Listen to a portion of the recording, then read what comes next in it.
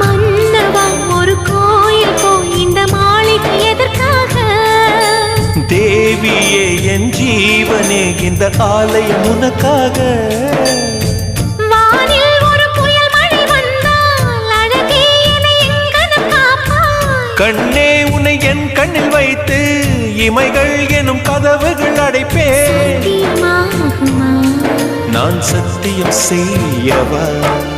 தொடு தொடுவெனவே வானவில் என்னை தூரத்தில் அழைக்கின்ற நேரம்.